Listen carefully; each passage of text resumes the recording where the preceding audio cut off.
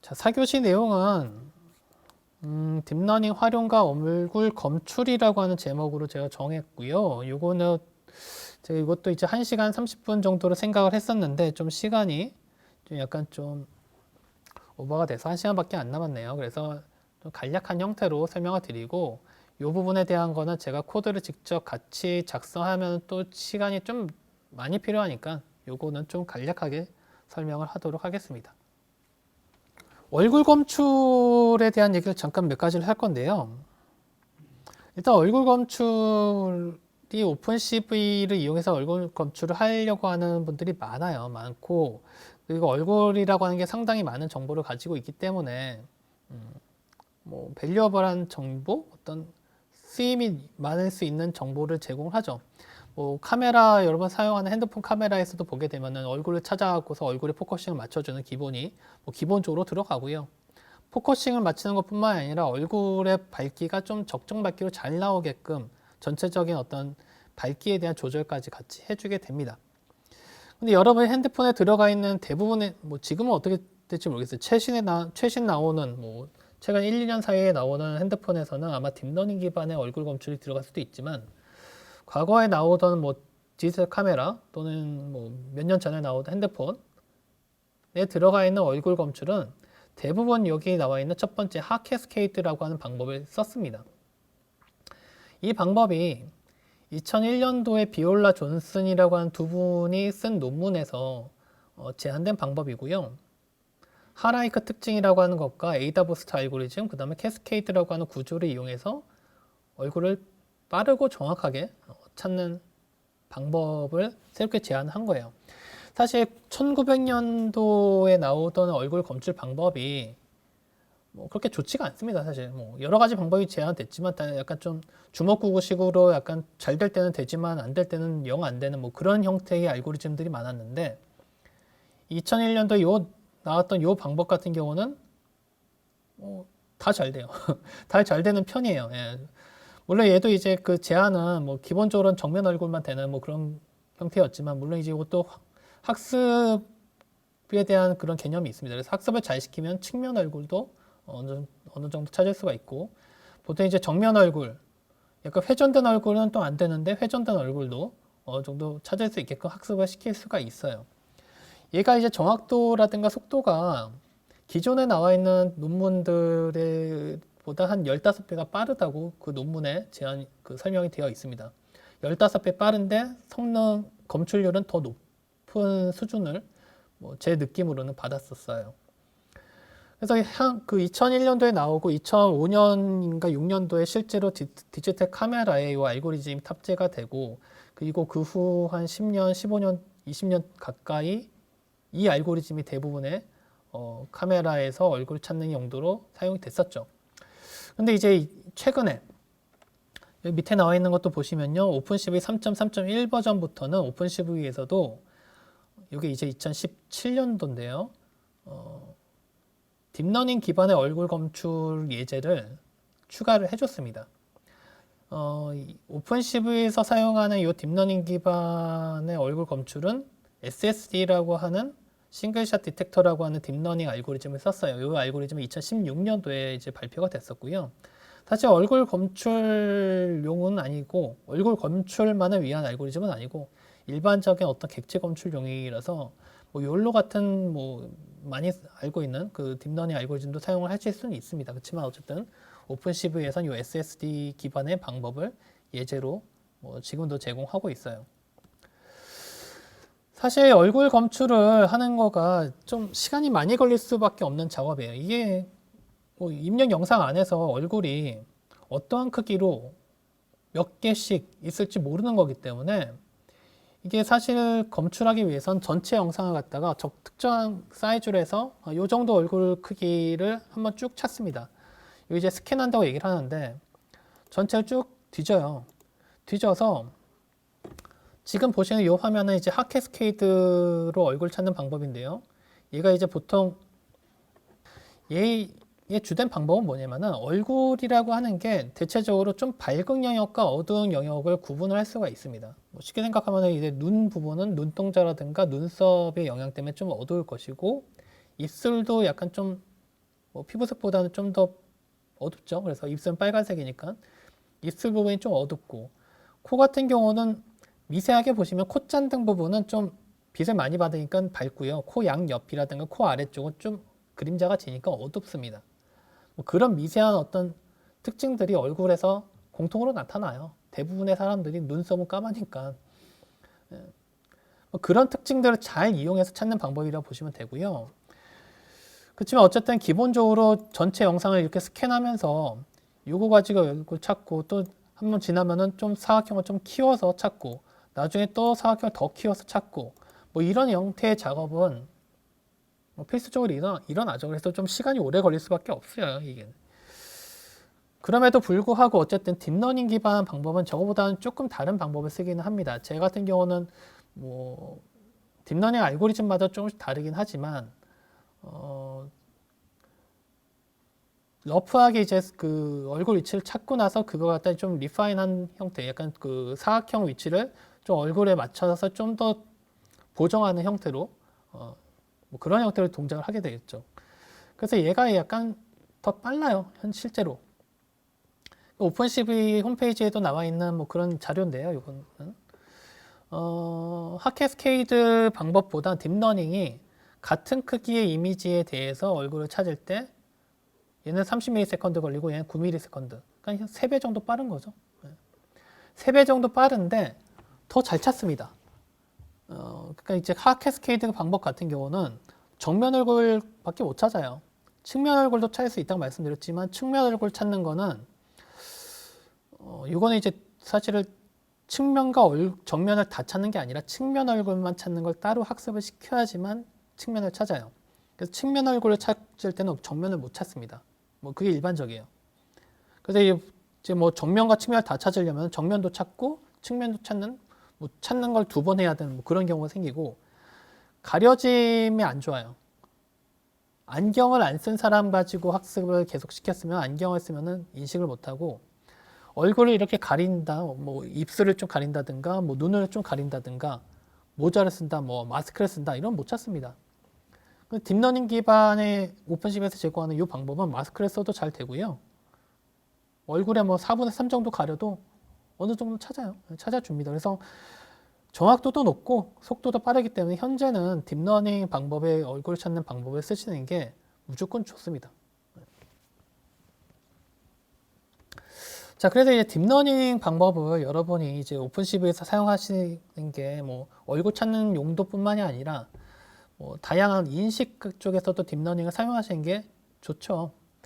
뭐 그렇지만 이게 사실 딥러닝이 아직까지 모든 그 컴퓨터 비전 분야에서 딥러닝이 모든 걸 갖다 대체를 한다 이거는 좀 아닙니다. 사실은 뭐 앞에서 또 첫 번째 시간에서 설명을 드렸던 그 머신 비전 쪽에서도 공장 쪽에서 공장에서 불량 찾을 때 뭐 딥러닝을 쓰면은 뭐 불량을 못 찾던 걸 찾을 수도 있어요. 뭐 그런 가능성은 생길 수 있지만 속도라든가 어떤 성능 면에서 이제 그 아직 딥러닝이 공장에서 사용되는 그런 머신 비전을 대체를 제대로 하고 있는 상황은 아니라고 저는 생각이 들어요. 뭐 최근에 이제 연구가 계속 진행이 되고 있으니까 향후로는 어떻게 될지 모르겠지만 아직까지는 그렇지는 않은 것 같긴 하고 그래서 현재 상황은 제가 봤을 때는 기존에 이제 뭐 우리가 흔히 트레디셔널하다고 얘기를 하는 트레디셔널한 그런 컴퓨터 비전 기법과 새롭게 이제 나오고 있는 딥러닝 기법이 뭐 좋게 얘기하면 하이브리드 융합돼서 이제 사용이 될 것이 되는 형태라고 보고 뭐 이게 좀 더 시간이 지나면은 딥러닝 쪽이 좀 더 우세가 되는 뭐 더 비중이 커지는 뭐 그런 형태로 되지 않을까 생각을 합니다. 자, 지금 화면에 나와 있는 요 세 개의 그림은 뭐 제가 이제 고심해서 약간 선택한 그림이긴 해요. 사실 맨 왼쪽에 나와 있는 터미네이터 2 영화에 나와 있던 대사가 이 아놀드 슈왈츠제네거가 내 CPU가 뉴럴 넷 프로세서로 되어 있고 학습하는 컴퓨터다. 이런 대사를 했었죠. 91년도에. 사실 91년도에 딥러닝, 신경망이라고 하는 신경망이 아까 신경망 사실 딥러닝이라고 하는 게 신경망입니다. 신경망을 좀 더 발전된 형태의 신경망이라고 보시면 될 것 같고요. 이 신경망이라고 하는 게 90년대에도 있었고 그때 크게 발전할 수도 있었지만 약간 고비가 있었어요. 좀 발전이 안 되는 암흑기가 있었죠. 그러다가 뭐 여러 가지 문제점이 해결이 되면서 알고리즘이 해결이 되고 어떤 하드웨어의 성능이 따라주고 또 데이터셋이 늘어나고 뭐 여러 가지 환경이 조성이 되면서 다시금 현재 붐업이 됐습니다. 그 붐업이 된 시점이 된 게 가운데 나와 있는 2012년도에 영상 처리, 영상 인식 어떤 컨테스트에서 1등을 한 알렉스넷이 대표적인 어떤 알고리즘이라고 볼 수가 있어요. 2012년도 이전에도 이제 전 세계적으로 이제 영상 인식을 하는 컨테스트 같은 뭐 어떤 컴피티션이죠. 컨테스트라기보다는 컴피티션을 하는 뭐 그런 대회가 있었습니다. 거기서 컴퓨터 비전 기반의 방법들이 쓰이다가 2012년도에 딥러닝 기반의 방법이 새롭게 나왔는데 이게 기존의 컴퓨터 비전 기반의 방법보다 월등히 성능이 좋은 거예요. 좋으면서 이게 딥러닝이 가능하구나, 이게 되는구나 사람들이 알면서 이 다음부터는 다 딥러닝을 써서 인식을 하기 시작했고 그러면서 이제 한 3, 4년 하니까 인식은 완벽해진 거예요. 거의 완벽해지고 그러면서 인식 말고 이제 디텍션도 하자, 얼굴 검출도 해보자, 이런 방법들이 제안이 되면서 오늘 이제 설명드릴 얼굴 검출에 대한 것도 뭐 옛날엔 느리고 딥러닝을 해도 약간 좀 느리고 정확도가 떨어질 수 있었지만 점점 더 향상이 더 빠르고 정확하게 찾는 방법이 나타나게 된 겁니다. 그리고 오른쪽에 나와 있는 알파고는 2016년도에 이제 사실 뭐 바둑 프로그램이 사람을 이긴다고 하는 건 그 전에 생각도 못했지만 이때도 뭐 저도 이제 TV로 봤지만 반신반의했죠. 사실 저는 이세돌 구단이 이길 거라고 생각을 했는데 첫 번째 판 지는 거 보고 아 바뀌었구나, 세상이 바뀌고 있구나, 뭐 이렇게 생각을 하긴 했었습니다. 일반인들에게도 이제 딥러닝이 아주 각인이 되는 뭐 그런 사건이었죠. 약간 좀 시들해졌죠. 일반 분들은 이제 딥러닝 그냥 너무 또 쉽게 생각하고 약간 좀 관심도 떨어지고 했는데 어쨌든 그 컴퓨터 쪽 업계에서는 아직까지도 뭐 이렇게도 적용해보고 저렇게도 적용해보고 뭐 많이 적용해보고 있습니다. 딥러닝과 머신러닝이라고 이제 제목을 해놨는데 사실 머신러닝도 뭐 계속 쓰이죠. 지금도 뭐 SVM 같은 뭐 알고리즘은 여전히 많이 쓰이고 있고 뭐 SVM 같은 경우는 딥러닝이라고 하는 알고리즘하고 결합돼서 사용이 되기도 합니다. 그렇지만 이제 딥러닝이라고 하는 거는 대표적으로 어떤 특징을 추출하는 것과 어떤 분류 또는 디텍션 이런 것들을 갖다가 다 알아서 해줘요. 그러니까 우리가 흔히 얘기하는 엔드 투 엔드라고 얘기하는 건데 입력 영상들을 딱 주고 그거에 대한 어떤 출력이 이렇게 되는 거다. 그러니까 이게 뭐고 이게 뭐다 라고만 얘기해 주면은 얘가 아 이게 이래서 이게 이거구나, 인식 그 내부의 과정을 갖다가 알아서 스스로 학습하는 뭐 그런 과정이 가능하다는 거죠. 머신러닝 같은 경우는 뭐 예를 들어 사과하고 바나나를 갖다가 구분을 해라라고 하면은 야 사과는 빨간 거고 바나나는 노란 거야. 그리고 사과는 둥글고 바나나는 긴 거야.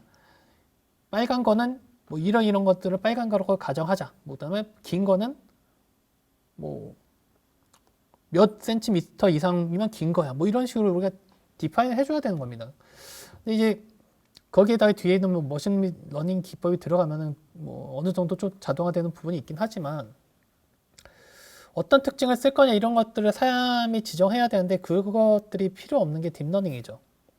사실 딥러닝은 그래서 어떻게 보면은 그 컴퓨터 비전을 잘 모르시는 분들도 쉽게 접근하실 수 있는 분야이긴 해요. 그렇지만 이제 또 그렇게 쉽게 접근했다가 딱 들어가고 나서 뭐 몇 개 예제를 해봤더니만 동작하는 건 알겠는데 여기서 좀 더 어플리케이션을 더 만들고 어떤 응용을 하고 좀 더 이제 확장을 하려고 하다 보면은 약간 좀 어려움을 느끼시는 분들이 많아요. 그래서 이제 딥러닝 먼저 공부하시고 오픈CV 공부하시는 분들이 꽤 계십니다. 아마 지금 들으시는 분들 중에도 그런 분들이 꽤 있을 거라고 생각을 해요. 자, 딥러닝 활용 쪽을 보게 되면은 영상 처리 쪽에서는 뭐 레코그니션, 요 영상이 누구냐, 뭐냐, 뭐 배다, 뭐 레오파드다, 모터 스쿠터다, 뭐 이런 거 찾는 거, 또는 문자가 있으면은 문자를 인식하는 거. 아까도 이제 테스렉트 했었지만 사실 테스렉트도 내부 구현은 딥러닝입니다. 현재는 LSTM이라고 하는 이제 메커니즘을 써서 문장 같은 거, 단어 같은 걸 잘 인식하는 형태로 만들어 놓은 거고요. 밑에 나와 있는 얼굴 검출하고 요 밑에 이제 이 사람이 누구다 인식까지 해놓은 것도 있죠.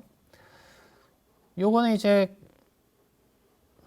각각의 그 버스라든가 차라든가 사람에 대해서 박스를 그려놓은 오브젝트 디텍션이고요. 사실 오늘 할 이제 얼굴 검출도 이 오브젝트 디텍션의 뭐 가장 하나의 스페시픽한 케이스라고 보시면 될 것 같아요. 얼굴이냐 아니냐 이것만 이제 찾겠다 하는 거고요. 세그멘테이션은 뭐 여기서 이제 잘 안 보일 수도 있지만 안에 사람까지도 이 부분은 사람의 영역이고 이 부분은 자동차의 영역이다.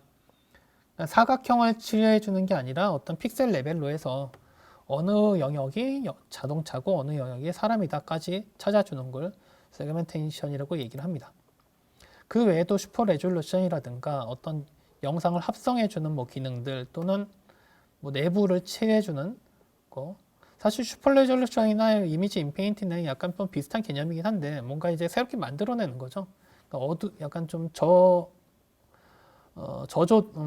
화질이 안 좋은 그 영상으로부터 화질 좋은 영상을 만든다든가 뭐 어떻게 가려지는 부분이 있으면 걔네들을 채워주는 영상을 만들어 준다든가. 사실 얘네들은 학습 데이터에 좀 약간 의존적인 부분이 당연히 있게 됩니다. 그래서 학습 데이터의 많은 어떤 패턴으로 따라가는 뭐 그런 부분이 있긴 한데 어쨌든 이런 것들도 연구가 진행이 되고 실제로도 많이 응용이 되고 있어요. 뭐 뒷부분에 나온 내용들에서 이제 신경망에 대한 얘기도 좀 제가 적어두고 그 다음에 이제 딥러닝에 대한 내용도 좀 많이 적어뒀는데 사실 여러분이 이제 오픈CV에서 그 딥러닝에 관련된 걸 사용할 때는 딥러닝에 대한 알고리즘을 다 아실 필요는 없어요. 다 아실 필요는 없고 중요한 거는 이제 딥러닝에서의 그 입력과 출력이 어떻게 된다. 이것만 여러분이 잘 알고 있으셔도 됩니다. 사실은. 그렇지만 사실 또 이제 여러 가지 하다 보면은 이게 내부에서 어떤 식으로 동작하고 또 나만의 어떤 학습된 결과, 어떤 내가 가지고 있는 데이터셋에서의 인식 또는 내가 가지고 있는 데이터셋에서의 검출 이런 걸 하려면은 여러분이 또 딥러닝을 따로 공부를 하셔야 되죠. 딥러닝만 공부를 해도 이제 한참 시간이 걸리는데 오늘 제가 그 딥러닝에 대한 다 설명을 드리는 건 좀 무리가 당연히 있고요. 여기서는 이제 기본적으로 이제 신경망이 어떻게 생겨먹었다 이것까지만 제가 설명을 드리려고 해요. 신경망이라고 하는 게 결과적으로 입력이 있고 그 다음에 여기 들어가는 가중치라고 하는 게 있는데 이 입력과 가중치를 다 곱해서 다 더하는 거. 연산은 상당히 간단합니다. 그러니까 이 가중치를 우리가 웨이트라고 보통 얘기를 하고요. 입력된 어떤 값이 있으면은 웨이트를 다 곱해서 썸을 해요. 요 시그마 기호, 썸 밸류, 서메이션. 그래서 여기 사실은 얘는 웨이티드 썸입니다. 웨이티드 썸. 웨이티드 썸을 했더니 걔가 어떤 결과가 나오더라. 이걸 분석을 하겠다는 거예요. 근데 문제는 뭐냐? 사실 이 입력이라고 하는 건 우리가 영상을 사용한다 치면은 이 입력은 입력에서의 픽셀 값이라고 보시면 돼요. 입력 픽셀 값이고요. 그럼 요 가중치를 어떻게 줬을 경우에 내가 원하는 결과를 만들 거냐. 그게 중요합니다. 근데 요 가중치를 갖다 자동으로 결정해주는 알고리즘이 어떻게 보면 그게 딥러닝 알고리즘이라고 보시면 될 것 같아요. 물론 그거보다 좀 더 복잡한 구조를 만들고 복잡한 형태로 동작을 하겠지만 뭐 기본적으로 여러분이 알아야 될 거는 어쨌든 입력은 픽셀 값이고 중간에 어떤 가중치는 자동으로 결정이 됐고 그 결과로 나오는 요 출력을 이용해서 내가 어떤 정보를 찾아내겠다. 만약에 요 출력이 그 딥러닝이라고 하는 게 인식이면은 요 출력이 뭐 0부터 9까지 어떤 숫자를 인식하는 거면 요 출력은 10개로 나오게 됩니다. 검출이라 치면은 요 출력에서 어떤 박스에 대한 위치 정보, 크기 정보, 좌표 정보가 같이 들어가 있게 될 거예요. 뭐 그런 식으로 동작할 거다 정도만 여러분이 일단은 아셔도 될 것 같고요. 뭐 중간에 나와 있는 요 내용들 한번 읽어보시기 바랍니다. 딥러닝이 복잡해지면 이런 식으로 점점 중간에 층들이 많이 들어가게 되고요. 이 층들이 많아질수록 당연히 시간이 오래 걸려요. 학습하는데도 시간이 오래 걸리고 뭐 인퍼런스라고 해서 이제 실행하는데도 약간의 시간이 더 걸릴 수가 있습니다. 근데 예전에 이제 90년대에 층이 많아지면서 학습이 안 됐어요. 안 됐는데 걔네들이 알고리즘이 개선이 되고 GPU, CPU 하드웨어가 발전이 되고 그 다음에 데이터셋이 늘어나면서 딥러닝이 다시 한번 활성화가 돼서 2000년대 후반, 2008년 이후 2012년도에 영상 처리 쪽에서는 아까도 말씀드린 것처럼 알렉스넷이라고 하는 게 딱 치고 올라가면서 아, 딥러닝의 시대가 왔구나 이렇게 인식이 된 거죠. 특히나 또 이미지 쪽에서는 영상 처리 쪽에서는 이 컨볼루션 신경망, 컨볼루션 뉴럴 네트워크 (CNN이라고 하는 이 구조를 많이 사용합니다.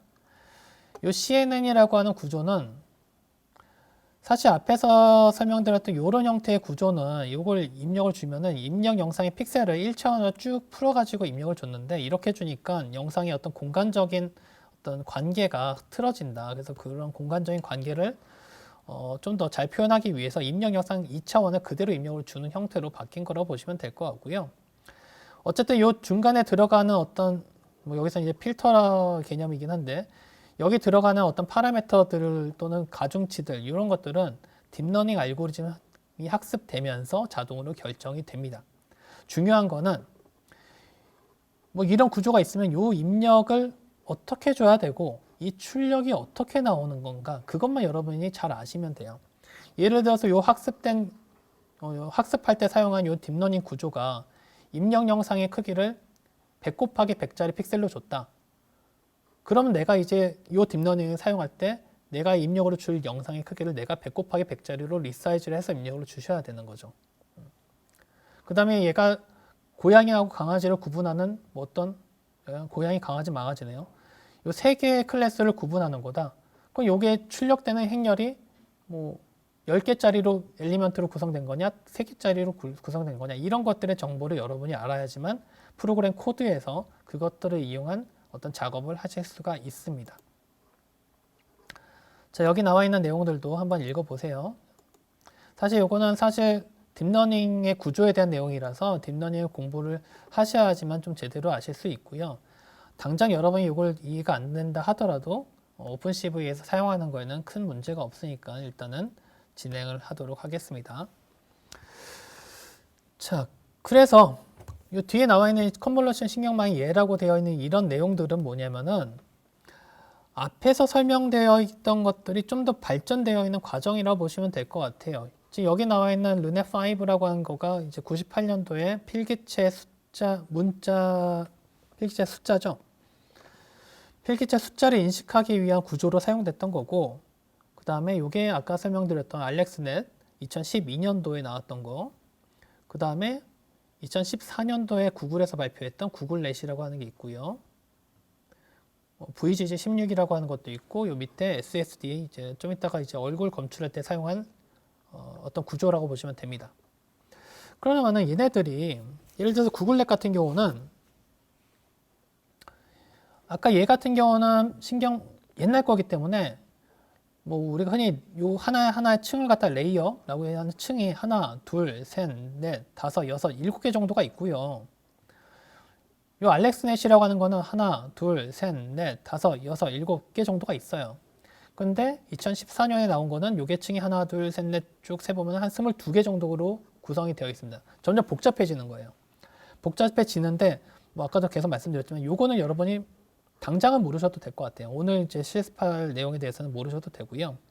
중요한 거는 이 구글넷이라고 하는 게 어쨌든 어떤 그 영상을 인식하는데 뭐 1000개의 카테고리로 되어 있어요. 1000개 중에 하나로 인식을 합니다.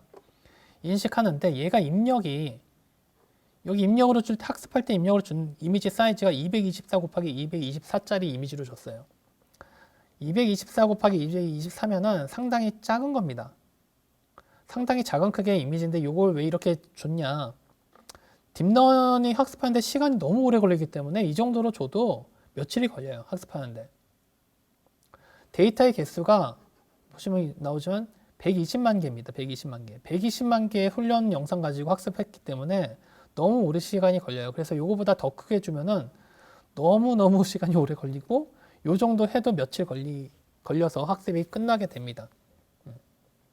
그리고 얘가 뭐 사실 요거는 제가 이제 딥러닝 초창기부터 이제 공부를 한 게 아니라서 이걸 왜 이렇게 줬는지 정확하게 히스토리까지는 모르겠지만 노멀라이제이션 개념으로 해서 입력 영상들, 훈련 영상들의 어떤 평균값을 계산을 해서 얘 가지고 그 평균 그 픽셀값 보정을 해가지고 학습을 했습니다. 그래서 여기 이제 차례대로 BGR 값이라고 보시면 될 것 같고요.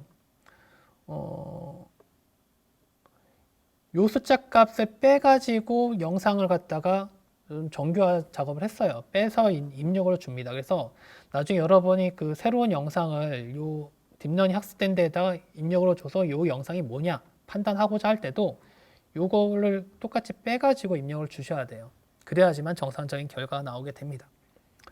그리고 얘가 이제 출력은 1000개의 카테고리를 인식하는 거기 때문에 1 곱하기 1000짜리 1 곱하기 1000이면 뭐 2000 행렬처럼 생긴 1차원 행렬이죠. 1차원 배열 형태로 나오게 되는데 요 중에서 1000개의 엘리먼트 값이 어떤 건 값이 크게 나오고 어떤 건 값이 다 작게 나와요. 그래서 가장 큰 값이 나오는 놈이 어떤 확률에 대한 개념이라고 보시면 됩니다. 그래서 가장 큰 값을 갖는 그 인덱스를 찾아서 그 인덱스에 해당하는 놈이라고 얘가 판단을 했다라고 여러분이 인식하시면 돼요.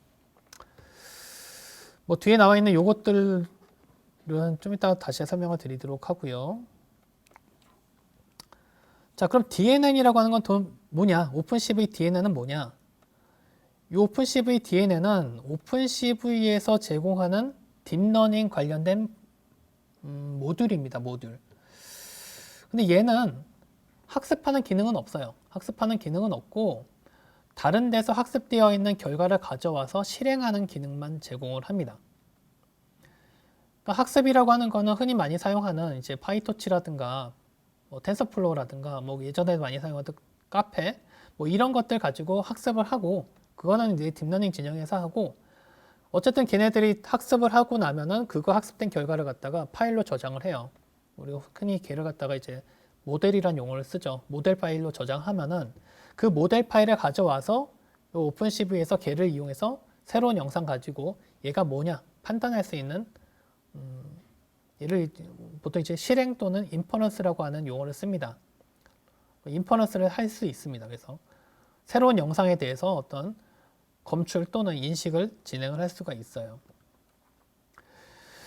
그래서 오픈CV에서 이제 그 테스트 해본 그 딥러닝 프레임워크 구조들이 여기 리스트가 되어 있는데 뭐 최근에 나와 있는 것들도 상당히 많이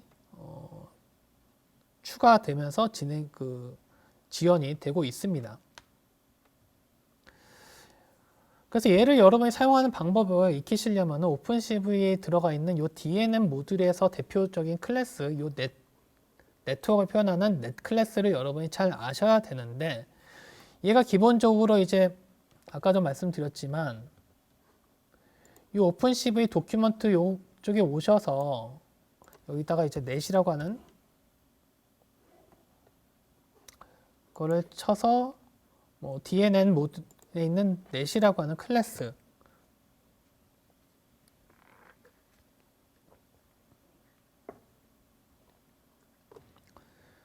이쪽 클래스에 들어있는 내용들을 여러분이 많이 아시면 좋은데 사실 이거 다 설명드리면 좀 내용이 많고요. 대표적으로 여러분이 꼭 알아야 될 것들이 뭐냐면은 readNet이라는 함수와 blurFrom image라는 함수와 setInput forward입니다. 첫 번째로 나와 있는 이 readNet이라고 하는 이 함수는 이 네트워크라고 하는 이 넷이라고 하는 클래스의 객체를 만들어주는 뭐 그런 함수예요. 그래서 얘를 이용해서 기존에 학습되어 있는 모델을 불러와서 메모리상에 어떤 네트워크 구조를 갖다 만들어 줍니다.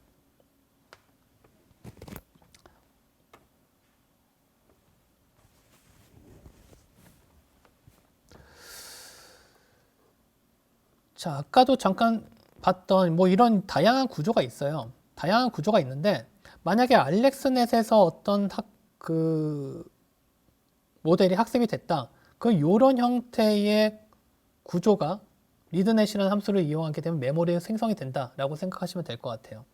만약에 구글넷에서 학습되어 있는 어떤 모델 파일이 있다. 그러면은 그 모델 파일을 갖다가 리드넷이라는 함수로 불러오면은 이렇게 생겨 있는 구조가 메모리에 생성이 된다. 그러면 이 구조는 생성을 하고 내가 입력 영상을 제공을 하면은 그 출력되는 결과를 받으실 수가 있겠죠. 자, 그래서 그런 형태로 입력을 만드는 함수가 블럭 프롬 이미지라고 하는 함수가 있고요. 여기서 이제 함수를 호출을 하면은 얘가 리턴 밸류로 나오는 얘가 블럭이라고 하는 걸 만들어 줍니다. 이 블럭이라고 하는 게 사실 카페 쪽에서 그 딥러닝 프레임워크 카페 쪽에서 사용되는 용어긴 한데요. 흔히 생각하는 우리가 요즘 많이 사용하는 텐서플로우 쪽에 사용하는 텐서라는 용어랑 비슷한 개념이라고 보시면 될 것 같아요. 다차원 행렬입니다. 정확하게 4차원 행렬이라고 보시면 되고요. 근데 얘를 이용해서 블럭을 만들고 그 다음에 그 블럭을 set 인풋에 입력으로 주고요. 그 다음에 포워드를 하게 되면 얘가 리턴 밸류를 어떤 행렬을 리턴 해줘요. 그럼 이걸 여러분이 이용해서 어떤 딥러닝의 결과를 분석을 하실 수가 있습니다. 자, 리드넷으로 다시 왔는데 이 리드넷이라는 함수는 인자를 모델 파일을 받고요. 그 다음 컨피그 파일을 받고 프레임워크라고 하는 또 옵션을 더 받을 수가 있어요. 이 모델이라고 하는 거는 어떤 파일 네임입니다. 파일 네임. 파일 네임인데 이게 딥러닝 프레임워크마다 그 모델 파일을 저장하는 그 파일 확장자가 다 달라요. 그래서 카페라고 하는 프레임워크에서는 카페 모델이라고 하는 확장자를 사용하고요. 텐서플로우는 PB, 프로토 버퍼라고 하는 PB 파일을 만들어 주고요. 토치에서는 뭐 T7이라든가 뭐 넷이라고 하는 걸 쓰고 뭐 욜로로 유명한 다크넷 얘는 이제 웨이츠라고 하는 파일을 만들어 주게 됩니다. 그럼 요 리드넷이라는 함수가 요 모델로 들어오는 그 파일 네임, 요 파일 네임을 딱 보고 이게 카페 모델로 되어 있으면은 내부에서 readnet from 카페라고 하는 함수를 따로 또 호출을 해요. 만약에 어떤 PB 파일을 입력으로 주게 되면은 readnet from tensorflow라고 하는 또 함수를 내부에서 또 호출을 하게 됩니다. 그래서 각각의 이제 그 프레임워크에서 학습되어 있는 어떤 그 딥러닝 네트워크를 갖다가 메모리로 구성을 할 수가 있고, 사실 요게 이제 두 번째 들어가는 요 컨피그 파일은 필요한 경우가 있고 필요가 없는 경우도 있어요. 사실 보통 그 딥러닝 쪽에서 학습을 시키고 나면 웨이트 파일은 이진 파일로 바이너리 파일 형태로 이렇게 카페 모델 PB 형태로 이제 릴리즈를 하고요. 그 다음에 네트워크 구조는 텍스트 형태로 되어 있는 proto.txt, pb.txt라고 하는 텍스트 파일을 배포를 해줍니다. 뭐 GitHub 같은 쪽에서 이 파일을 다 다운로드 받으실 수가 있어요. 자, 그래서 여기서도 오늘 볼 예제는 두 가지인데 하나는 영상 인식이고 하나는 영상 그 얼굴 검출입니다. 이 영상 인식은 구글넷을 사용할 거고요. 이 구글넷은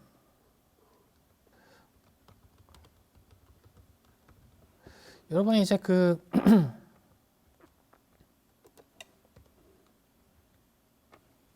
구글에서 이제 카페하고 모델 주라고 하는 이런 검색어를 입력을 해서 한번 검색을 해보시면요. 카페라고 하는 프레임워크를 이용해서 미리 학습을 해놓은 그 웨이트 파일 또는 모델 파일을 다운로드 받을 수 있는 링크를 이렇게 찾으실 수가 있어요. 그래서 여기 링크에 접속하셔서 모모.카페 모델로 되어 있는 그 모델 파일을 다운로드 받고 또 그 GitHub 같은 거 잘 찾아보시면요. 그게 이제 어떤 식으로 네트워크 구조가 되어 있는지를 설명하는 proto.txt라고 하는 여기서도 이제 deploy.proto.txt 이런 파일들을 다 다운로드 받으실 수가 있습니다. 그래서 이런 파일들을 받아서 여기 요 밑에 나와 있는 cv2.dnn.readnet이라고 하는 함수에다가 이 두 개의 파일을 갖다가 이렇게 넣어 주시는 거예요. 이 코드는 제가 4시간 4교시에다 넣어놓은 이쪽에서 클래시파이라고 하는 이쪽에 있는 소스 코드를 잠깐 오픈해서 볼게요.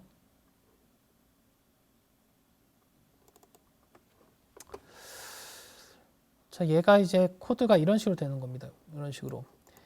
요 BVLC 구글렛이라고 하는 게 미리 학습되어 있는 어떤 웨이트가 저장되어 있는 파라미터들이 저장되어 있는 모델 파일이고요. deploy.prototxt 요거는 네트워크 구조가 설명되어 있는 파일이에요. 저 네트워크 구조가 설명되어 있는 deploy.prototxt를 텍스트 편집기로 오픈하게 되면은 얘는 구글렛이라고 하는 거고, 입력은 이렇게 구성이 되어 있고, 입력은 이제 224, 224, 요게 이제 입력 영상의 사이즈입니다. 그리고 중간에 컨볼루션 레이어들이 등중이 많이 있고, 뭐 되게 길어요. 맨 마지막에는 어쨌든 간에 얘가 1000개로 구성되어 있는 어떤 출력을 제공한다. 사실 이것만 보고 이제 제대로 이제 인식하기가 쉽지가 않습니다. 이것만 보고 알기가 쉽지가 않고요. 사실 얘를 갖다가 제대로 분석하시려면은 요걸 배포하는 사람이 쓴 논문 같은 것들을 같이 참조를 하셔야지만 제대로 인식을 하실 수가 있어요. 자, 그래서 어쨌든 여기서 이 코드 구성을 보게 되면요. CV2의 DNN 모듈에 있는 readNet이라는 함수를 이용해서 이 네트워크 객체를 생성하고, 그 다음에 블럽프롬 이미지라고 하는 걸 이용해서 블럽이라고 하는 걸 만듭니다. 근데 이걸 만들 때 입력 영상 요 img는 BGR 순서로 되어 있는 그냥 영상이고요. 임의의 크기의 영상일 거고, 걔를 갖다가 224,224 가로가 224, 세로가 224로 리사이즈를 해라, 그런 의미라고 보시면 되고요. 여기 들어간 거는 BGR 색상 채널의 어떤 평균값을 갖다 지정해 줘야 됩니다. 요게 이제 학습할 때도 요걸 갖다가 이용을 해서 학습했기 때문에 여러분이 새로운 영상 가지고 실행할 때, 인퍼런스를 할 때도 요 값을 갖다 지정을 해 주셔야 돼요. 요거를 안 주게 되면 정확한 결과를 얻기가 좀 힘들어집니다. 어쨌든 얘가 리턴하는 요 인풋 블럭을 set input 함수의 인자로 주고요. 요거는 사실 두 번째 인자는 안 주셔도 상관이 없어요. 요거는 빼도 됩니다. 사실 첫 번째 인자로 들어간 요게 이제 입력층의 어떤 층 이름인데요. 이건 빼셔도 기본적으로 얘를 입력으로 사용하게 됩니다. 만약에 명시적으로 그 입력층의 이름을 알고 있으면 이렇게 주셔도 되고요. 여기서는 빼고 그냥 코드를 쓸게요. 그 다음에 실행을 해라. 사실 이 포워드에도 인자를 줄 수 있는데, 이것도 포워드 인자 안 주면은 처음부터 끝까지 다 실행을 해라 라고 실행을 하게 됩니다. 그래서 얘가 출력으로 나오는 이 프로브는 이따가 혹시라도 프린트 프로브.shape를 한번 출력을 해보죠. 그래서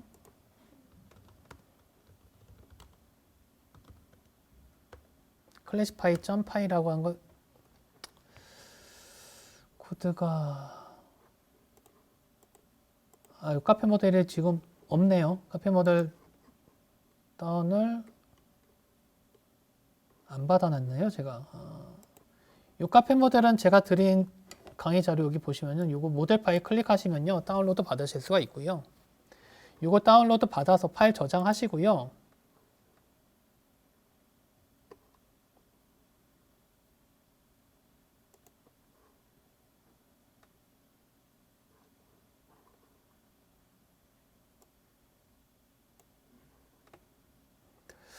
저게 원래는 제가 같이 드리면은 좀 실습이 좀 더 빠르게 됐을 텐데, 저게 어쨌든 제가 이제 만든 결과물이 아니라서 저 파일 자체는 따로 다운로드 받게끔 제가 드린 것 같고요.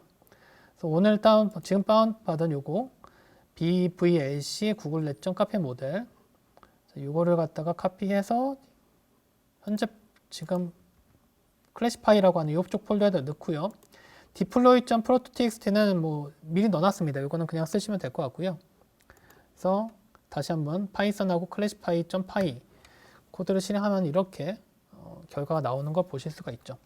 지금 이 코드를 제가 추가한 거예요. 이 코드를 요걸 추가한 거죠. 요 netForward라고 하는 함수가 리턴하는 요 행렬에 어떤 쉐입을 갖다가 보여줘라. 그래서 출력한 겁니다. 그래서 1행이고 1000개 열로 1000개의 컬럼으로 이루어진 행렬이고 그 요 1000개의 컬럼 중에서 가장 큰 값을 가지고 있는 위치를 찾으시면 돼요. 그래서 그걸 위해서 numpy의 argmax라고 하는 함수를 이용해서 가장 큰 위치를 찾은 거고요. 그게 이제 클래스 id가 됩니다. 사실 이 클래스 id는 여기서도 다시 한번 클래스 프린트 클래스 id를 한번 그냥 출력을 해보면은 이 클래스 id가 출력이 되겠죠. 여기 이제 802라고 하는 숫자가 출력이 되는데 그 요 802라고 하는 거는 1000개의 그 카테고리 중에서 얘는 812번째의 카테고리다 라고 하는 의미라고 보시면 되고요.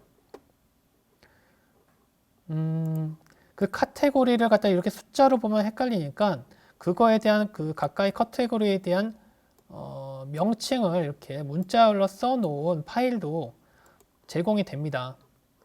뭐 그것도 이제 여기 클래스 파일 네임 여기 링크 보시면 되고요. 그래서 지금 보시면은 지금 812번째니까 요 텍스트 파일 쭉 내려서 812번째 가니까 여기 이제 이게 제로 베이스이기 때문에 하나 더 추가가 되네요. 제로 베이스가 하나 추가된 거고 813번째에서 스페이스 셔틀이라고 되어 있는 거 보실 수가 있죠. 그래서 다시 한번 실행해서 보면 요 위에 스페이스 셔틀이라고 해서 99.99%의 확률로 이걸 인식을 했다라고 보시면 됩니다. 이거 말고도 이제 여러분이 지금 여기 폴더에 있는 다른 파일들 지금 여기 들어있는 파일들이 뭐 비글이라든가 뭐 컵이라든가 파인애플, 워터스쿠터 등등의 파일이 있죠. 그래서 쟤네들을 갖다 확인하고 싶으면은 파이썬하고 클래시파이하고 비글 인자를 하나 더 넣어서 실행하시면은 걔를 불러와서 확인을 하게 됩니다. 그래서 얘 같은 경우는 이제 비글이라고 인식한 거고 여기 위에 잘 안 보이지만 78.35%로 인식을 한 거고요. 비글 말고 파인애플을 해보면은 99.99%로 아주 정확하게 인식을 한 걸 보실 수가 있고요. 컵을 한번 인식해보면요. 사실 이거는 제가 구글에서 이제 컵을 찾은 건데요. 이 컵을 인식하려고 찾았는데 얘가 이제 안에 이렇게 에스프레소 커피가 들어있으니까 컵이라고 인식 안 하고 에스프레소로 갖고 인식을 한 거죠. 그래서 뭐 이것도 틀린 건 아니니까 어쨌든 제대로 찾은 것 같아요. 스쿠터 같은 경우는 얘는 이제 59.21%로 모터 스쿠터라고 인식을 한 걸 보실 수가 있습니다. 이게 지금 59.2%면 아까 뭐 99.9% 나온 것보다는 엄청나게 그 퍼센트가 내려간 거라 볼 수 있지만 사실은 1000개의 카테고리 중에서 얘가 거의 60%를 차지했으면은 뭐 나머지 것보다는 얘가 월등히 퍼센트가 높게 인식이 된 거라고 보실 수 있겠죠. 그래서 얘 같은 경우는 어쨌든 그 영상 출력이 1000개로 나온다. 이 정보를 여러분이 미리 알고 있어야 된다. 뭐 그런 얘기를 뭐 기억하시면 될 것 같고요. 뭐 그 나머지 코드들 뭐 여기서 뭐 텍스트를 갖다 푸텍스트로 해서 화면에다가 이제 글씨 쓰는 거 이런 것들은 오픈CV 도큐먼트라든가 제 거 강의 자료에 나와 있는 뭐 주석 같은 거 한번 참고해 보시면은 될 것 같아요.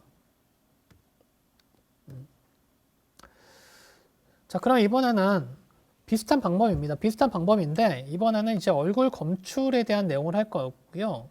이 얼굴 검출은 아까도 잠깐 말씀드렸지만 오픈CV 3.3.1 버전부터 이제 기본 예제로 제공을 해요. 그리고 제가 오늘 드린 예제 코드 중에서 4교시에 DNM Face라고 하는 폴더에서 이 파일을 사용하는 걸 보여드릴 겁니다. 자, 관리 도스창에서 다시 DNM Face 현재 폴더가 이제 DNM Face라고 하는 폴더로 이동을 했고요. 지금 현재 폴더에 dnmface.py, download-weight.py 요 파이썬 파일 두 개가 있어요. 여기서 download-weight.py라고 하는 게 오픈CV에서 제공을 하는 오픈CV 홈페이지에서 다운로드 받을 수 있는 이 파일입니다. 여기서도 보시면 요 위에 링크에서 요 링크 가시면요, 요 파일들을 다운로드 받으실 수가 있어요. 요 GitHub 사이트인데 여기 가시면요 폴더가 나오고요. 요 폴더에서 다운로드 웨이트 파일 요 파일과 그리고 요 weight.meta4 요 파일 두 개를 다운로드 받으시면 됩니다.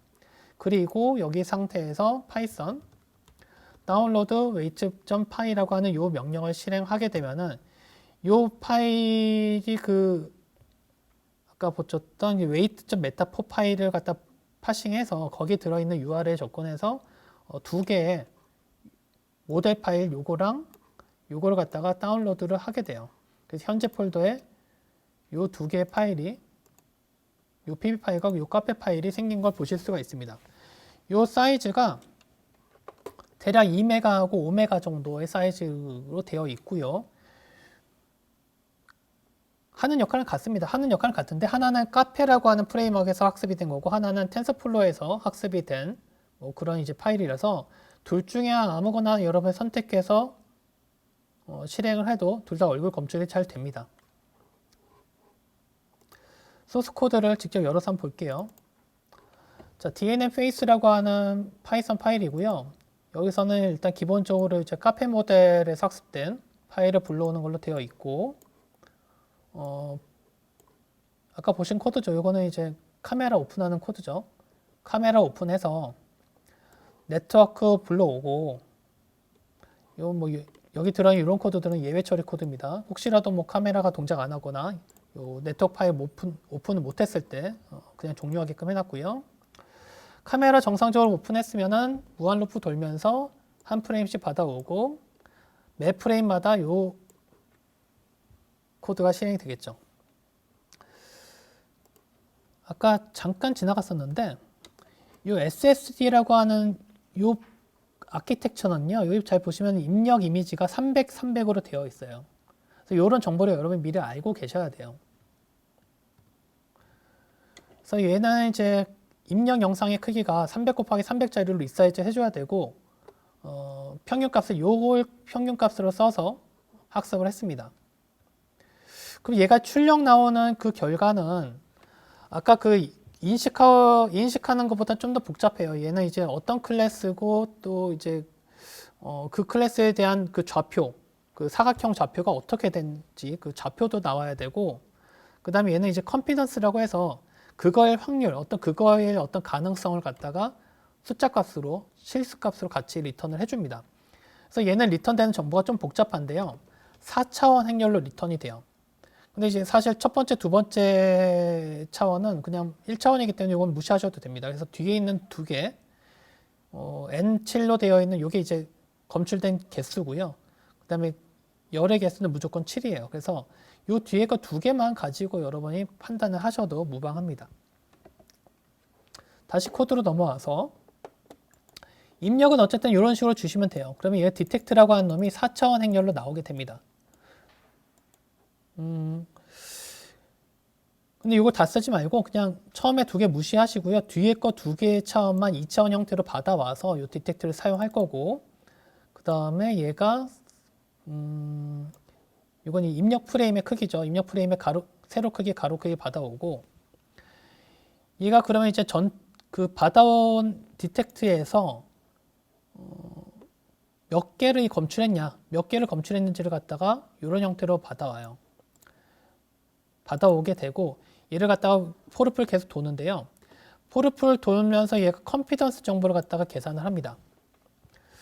여기서도 잠깐 썼지만 요 C라고 하는 게 컨피던스인데 이게 1에 가까우면은 그 클래스의 가능성이 높은 거고 0에 가까우면 그 클래스의 가능성이 적다고 보시면 돼요. 근데 지금 같은 경우는 우리가 얼굴 검출이기 때문에 0 또는 얼굴이냐 아니냐 이것만 되죠. 그래서 1번 클래스인 경우가 이제 얼굴 찾았다고 보시면 돼요. 그래서 이 컨피던스 값이 1에 가깝다 그러면 얘는 얼굴이다. 1이 아니다. 뭐 예를 들어서 0.5보다 작다. 그러면 얼굴이 아닐 가능성이 높다. 이렇게 보시면 될 것 같아요. 그래서 소스 코드에서 여기서는 컨피던스 값을 계산을 해서 이게 이제 디텍트 행렬에 여기가 0번째, 1번째, 2번째죠. 2번째 컬럼에 해당하는 게 2번째 컬럼에 해당하는 값이 0.5보다 작다. 그럼 무시하겠다. 그러면 이제 더 볼 것도 없다. 그런 의미고요. 사실 이 디텍트라는 행렬이 이 컨피던스 값에 의해서 높은 것부터 작은 것 순서대로 정렬이 되어 있습니다. 그래서 위에서부터 내려오면서 컨피던스 값이 0.5라고 하는 것보다 작으면 그 밑에는 더 보실 필요가 없어요. 그래서 여기서 포문에서 그냥 컨티뉴가 아니라 브레이크로 포르프를 빠져나오게끔 코드를 작성한 겁니다. 그리고 여기 들어가는 요 x1, y1, x2, y2라고 하는 거는요. 사각형의 좌측 상단부터 우측 하단의 좌표인데 얘네들의 점의 좌표가 0부터 1로 정규화가 되어 있습니다. 그래서 가장 최대값이 1로 되어 있어서 얘를 갖다 실제 입력 프레임, 뭐 제 거 컴퓨터 같은 경우는 카메라가 640, 480 형태로 들어오기 때문에 640, 480에 해당하는 어떤 좌표를 계산하기 위해서는 이 값에다가 실수값에다가 W 또는 H 값을 곱해서 좌측 상단의 좌표를 계산하고요. 우측 하단의 좌표를 계산을 해야 됩니다. 해서 그 위치에다가 오픈CV 함수인 렉탱글이라는 함수를 써서 사각형을 표시하게끔 코드를 작성을 했어요. 그래서 얘를 갖다 한번 실행해 보면은 파이썬 DNN face라고 하는 걸 실행해 보면은 카메라가 동작을 하고 얼굴을 찾아서 보여주는 걸 확인할 수 있고, 얘는 이제 좀 잘 찾습니다. 사실 얼굴을 좀 많이 가려도 뭐 아까 썼던 이제 마스크 이런 거 써도 잘 찾아요. 뭐 사람이 봤을 때 이거 사람의 얼굴인 것처럼 보인다 싶은 걸 갖다가 잘 찾아줍니다. 그래서 오픈CV에서 예전에 사용하던 그 하캐스케이드라고 하는 방법은 이 정도만 해도 잘 못 찾거든요. 이건 잘 찾으니까 이거 쓰시는 게 훨씬 좋아요. 속도도 지금 보시면은 꽤 잘 따라가고 있어서 속도도 하캐스케이드 방법보다 하캐스케이드도 약간 좀 정확도를 낮추면 속도가 좀 빨라지긴 하는데 정확도에 비해서는 얘가 훨씬 더 빠르게 동작한다고 보실 수가 있습니다.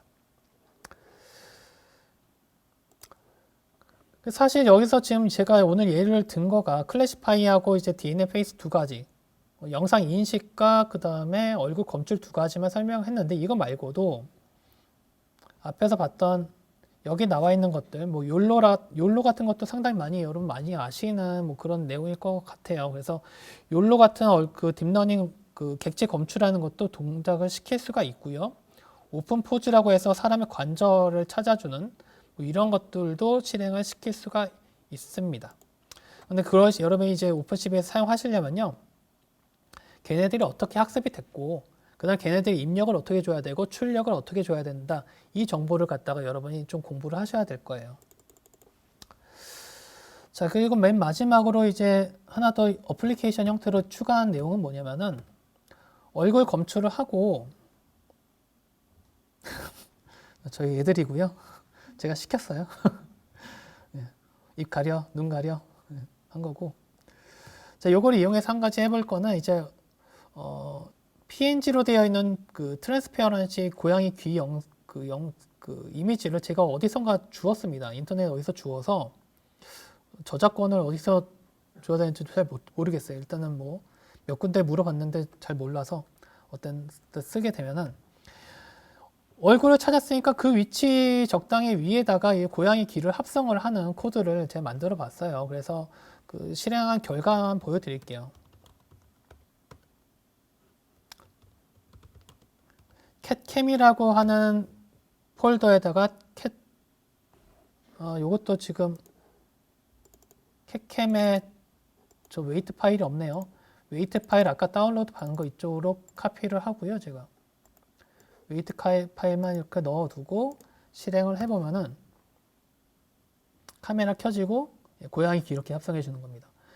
합성해 주는데 뭐 살짝 떨림은 있지만 어쨌든 뭐 스노우 앱 같은 데서 만들어주는 그런 비슷한 형태의 효과를 여러분이 오픈CV 함수와 딥러닝 결과 같은 걸 합성을 해서 같이 가져와서 이렇게 간단하게 만들 수 있다. 뭐 이런 정도만 보여드리는 걸로 끝내야 될 것 같아요. 시간이 좀 많이 지체가 됐네요. 소스 코드는 여러분이 한번 보시면요. 나중에 한번 보시기 바라고요. 뭐 간단하게만 훑으면은 아까 얼굴 찾는 것까지는 똑같습니다. 아까 얼굴 찾는 것까지는 똑같고요. 여기 0.5 더해준 거는 반올림하려고 더해준 거고, 여기서 이제 오버레이라고 하는 부분에서 얘가 이제 함수 호출을 해요. 함수 호출이 요 위에 가서 하게 되는데, 얘가 좀 코드가 좀 복잡해 보이긴 하지만 이게 사실은 아주 복잡하진 않은데 약간 좀 기네요. 어쨌든 얘가 이제 고양이 귀를 갖다가 불러올 때 imread unchained라고 하는 요 플래그를 주셔야 됩니다.